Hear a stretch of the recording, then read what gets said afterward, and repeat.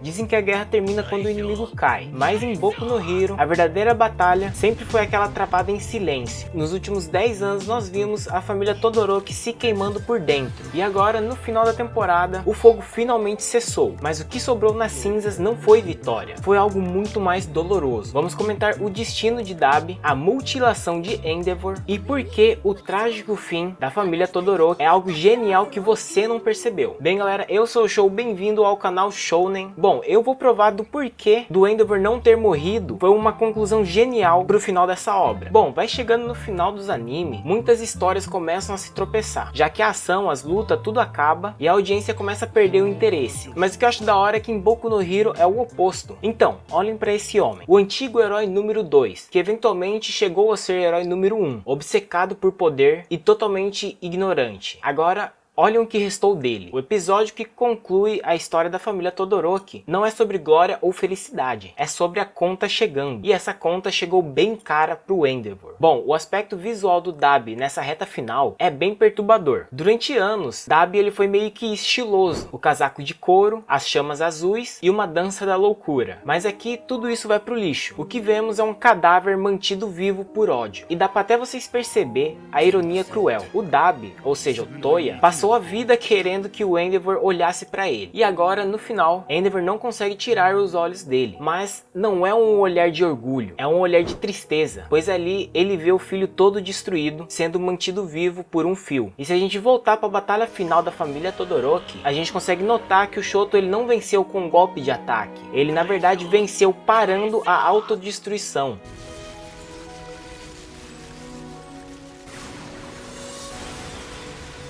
A gente não teve pose de vitória de herói, não tivemos multidão aplaudindo, tivemos apenas um irmão mais novo segurando o mais velho para que ele não vire cinzas. Isso recontextualiza o que é ser herói em Boku no Hero. Ele não é herói porque ele derrotou o vilão, ele é herói porque salvou a família de desaparecer completamente. Muitas pessoas queriam que o Dabi tivesse morrido ali mesmo, mas o roteiro tinha outros planos. O destino final que sobrou para ele é a da sobrevivência. Dabi é obrigado a viver no corpo que ele destruiu. A morte seria fácil, a morte seria meio como se fosse uma fuga. E a vida que sobrou para ele é literalmente uma penitência. Bom, agora falando do Endeavor, a gente consegue ver ele todo destruído, sem um braço, todo enfaixado e de cadeira de rodas. O cara literalmente não consegue nem andar sozinho. E aqui é onde que eu acho que é crucial vocês perceberem a diferença. Endeavor, ele queria morrer lutando contra o Dabi, porque isso meio que seria a redenção para ele. Ou seja, um sacrifício nobre. Mas o autor nega isso pro Endeavor. Ele é forçado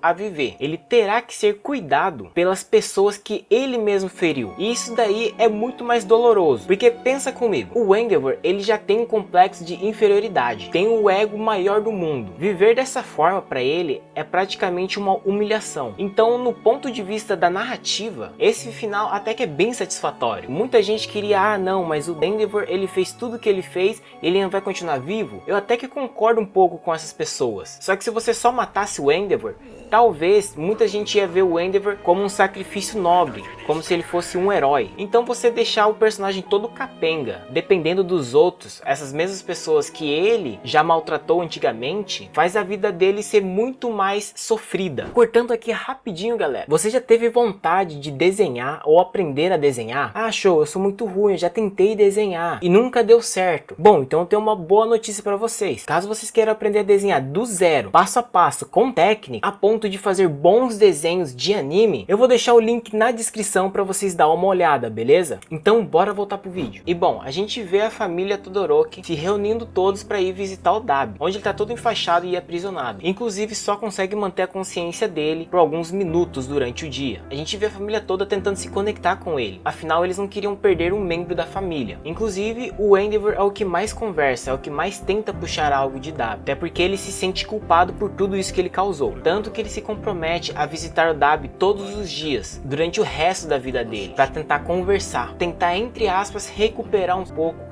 do tempo perdido e quem sabe talvez um dia ganhar o perdão, ganhar desculpas do Dabi. Mas não é só o Endeavor que tenta essa aproximação, a gente vê todos os irmãos dele tentando também puxar, conversar com ele. Porém toda essa comoção acaba deixando o Dabi confuso e instável emocionalmente, até porque ele também sente essa dor, essa culpa que ele causou para a família. E na verdade isso fica bem evidente quando ele começa a chorar e sussurrar pedindo desculpas pro Shoto.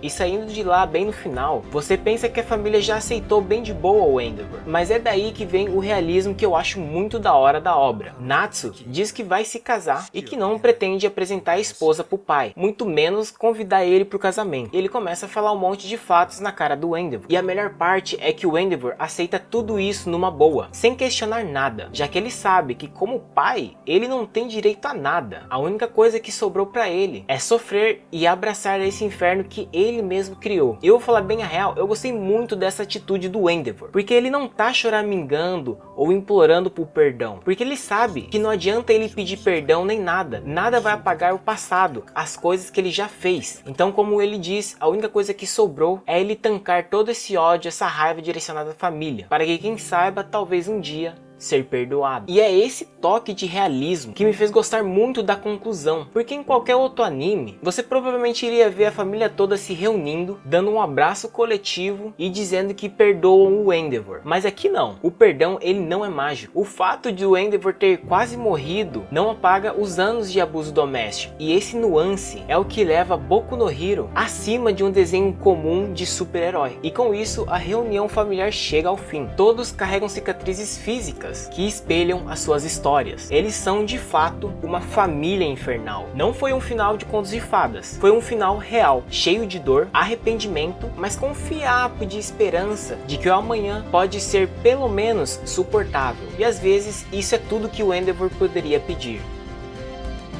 E agora eu quero saber de vocês. Vocês acham que o Endeavor merecia continuar vivo? Sofrer dessa maneira é a punição adequada? Ou vocês acham que ele deveria só simplesmente ter morrido? Comenta aqui embaixo para mim saber a opinião de vocês. E estamos chegando no último episódio de Boku no Hero. Então comenta também se vocês vão querer o vídeo do último episódio de Boku no Hero. Deixa o like, se inscreva no canal, ativa o sininho para receber mais vídeos como esse. Te vejo na próxima, no próximo vídeo. Falou!